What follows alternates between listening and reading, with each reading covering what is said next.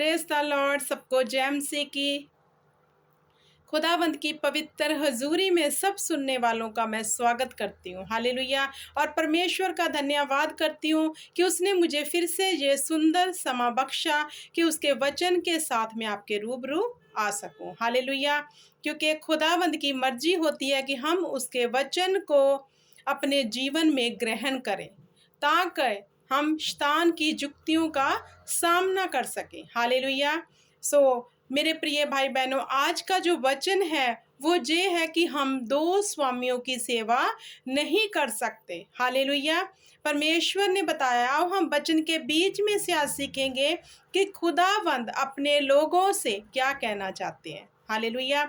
मेरे प्रिय भाई बहनों, हमें हमेशा प्रार्थना में रहना चाहिए ताकि खुदावंद हमसे बात कर सके। हालेलुया। हमें उसकी स्कॉलरशिप में जाना चाहिए ताकि खुदा हमें अगले लेवल पर लेके जा सके। हालेलुया। मेरे प्रिय भाई बहनों, आज का जो विषय है वो आप बहुत ही ज़्यादा इस विषय में से बरकत को पाओगे कि कौन है जो दोनों स्वामियों की सेवा तो करना चाहते हैं। कहते हैं ना कि दो घर का जो गेस्ट होता है वो भूखा रह जाता है। हालेलुया। तो हमें कैसे बनना है आज हम वचन में से सीखेंगे। हालेलुया। अपने सरों को झुकाते हैं खुदा के आगे दीन होते इस पवित्र कलाम के लिए रूह के वसीले से। हालेलुया। मेरे परमेश्वर, मेरे खुदावंद, मैं आपको सजदा करती हूँ। आप धन्य हो आपकी महिमा खुदावंद। खुदा, मैं आप ही के आगे दीन होती हूँ खुदा, तेरी रूह के वसीले से जो तूने मुझे वचन दिया खुदा, मैं इन सब के बीच में लेके आई खुदावंद। खुदा, मैं तेरा धन्यवाद करती हूँ इस वचन के लिए खुदावंद। खुदा, ये वचन खुदा इनके घरों में घर कर जाए खुदा, इनके हृदयों में बहुत सा बीज लेके आए खुदा, वैरी की कोई चाल इस वचन को चुरा ना सके खुदावंद। खुदा, जो घर है खुदा, इनका हृदय जो मंदिर है आपका खुदावंद, खुदा इनमें सींचा जाए जे खुदावंद खुदा वचन, ताकि जे तेरे वचन के वसीले से बरकत को पाले खुदावंद। खुदा, तेरे हाथों में सौंपती हूँ, तेरी रूह के वसीले से इनके लिए आशीष और बरकत को मांग लेती हूँ। सब बोले आमीन आमीन आमीन। आज का जो वचन है मेरे प्रिय भाई बहनों, वो है लूका की पुस्तक से उसका 16 अध्याय उसकी 13 आयत। हालेलुया। जहाँ पे परमेश्वर क्या कहते हैं, कोई दास दो स्वामियों की सेवा नहीं कर सकता, क्योंकि वह तो एक से बैर और दूसरे से प्रेम रखेगा, जहाँ एक से मिला रहेगा और दूसरे को तुच्छ जानेगा। तुम परमेश्वर और धन की सेवा नहीं कर सकते। हालेलुया। मेरे प्रिय भाई बहनों, जब मैं इस वचन को पढ़ रही थी तो मुझे लगता है कि आपको समझ आ गया होगा कि खुदावंद हमें इस वचन के बीच में से क्या समझाना चाहते हैं। हालेलुया। अगर आप वचनों का भेद समझना चाहते हो, वचन की रेवलेशन को, वचन के प्रकाशन को लेना चाहते हो, तो खुदा के आगे दुआ किया करो। हालेलुया। आज का जो वचन है, खुदावंद ने कहा कि कोई मनुष्य, मतलब कोई इंसान दो लोगों की सेवा नहीं कर सकता, दो स्वामियों की सेवा नहीं कर सकता। हालेलुया। जैसे जिनके पास कोई काम नहीं होता और वो काम के लिए बड़ी चिंता करते हैं और फिर खुदा के आगे दुआ करते हैं कि खुदावंद हमारे रास्तों को खोल, हमें आशीष कर। तो खुदावंद का जो नेचर है वो तो ये है, वो हमारी प्रार्थना को सुनकर हम पे दया करते हैं। हालेलुया। तो खुदा तो अपना रोल निभा लिया। हालेलुया। तो खुदा ने आपके प्रार्थना करने पे आपके मार्ग खोल दिए, मतलब आपको जॉब दे दी। हालेलुया। तो जब आपने प्रार्थना करके उस जॉब को मांगा, अब आपने देखना जब आपको वो जॉब मिल गई, कहीं आप ऐसा तो नहीं उस जॉब के चक्कर में पैसा धन कमाने में लग गए और खुदा को भूल गए। हालेलुया। तो खुदा भी तब परेशान होते हैं कि पहले अच्छा था जब तुम्हारे पास ये काम नहीं था, कम से कम तू मेरे पास तो आता था प्रार्थना में। हालेलुया। आप हमें निजी जिंदगी में काम चाहिए, नो डाउट। हालेलुया। हमें निजी जिंदगी में घर चलाने के लिए, अपने खाने पीने के लिए धन चाहिए, नो डाउट।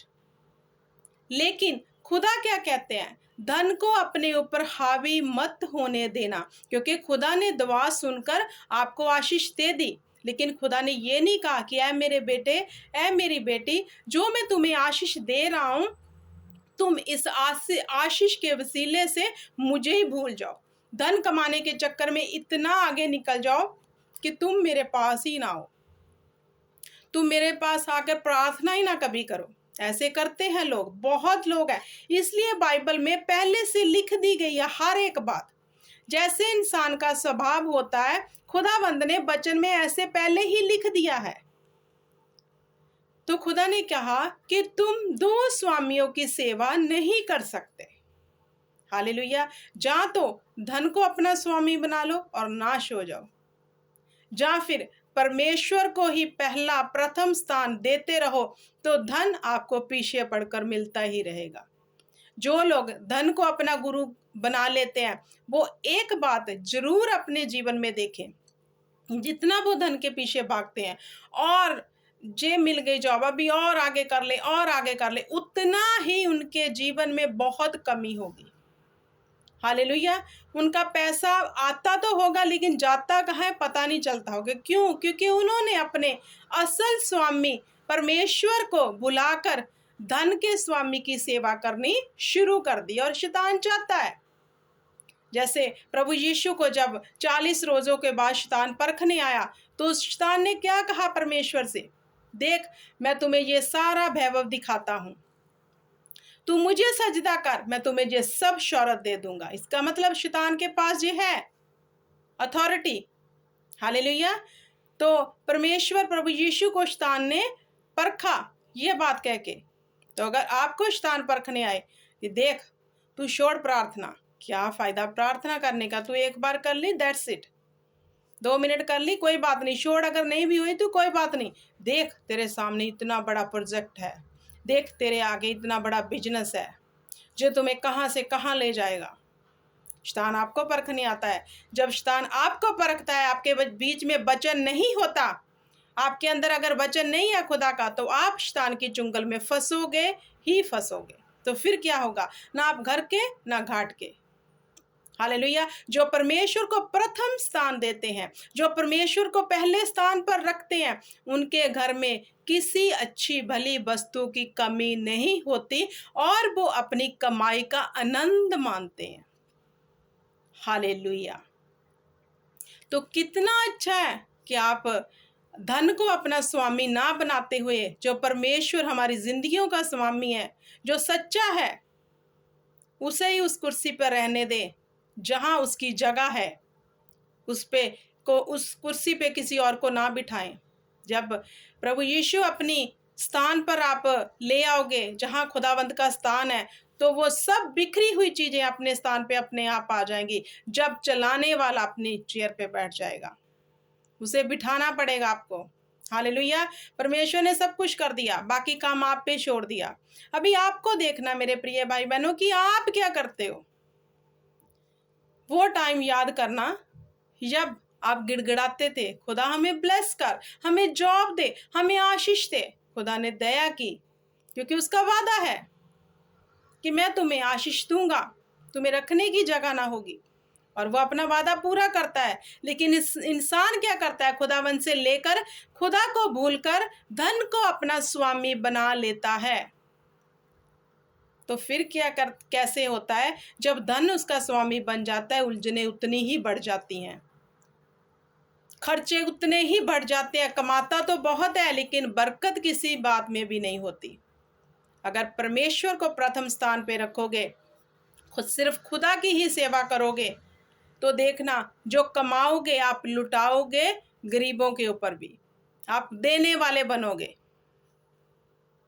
फिर आपके जीवन में चिंता नहीं होगी, आपका धन चोर चोरी नहीं करेगा फिर, क्योंकि खुदाबंद उसके रखवाले। क्योंकि खुदा भी जानते हैं कि मेरे बेटे को जब इसने मुझसे आशीष मांगी, मैंने इसको दी, इसने फिर भी मुझे ही प्रथम स्थान पर रखा। इस धन को, इस जॉब को, इस प्रोजेक्ट को मुझे भुलाकर अहमियत नहीं दी, मुझे ही इसने पहले स्थान पर रखा।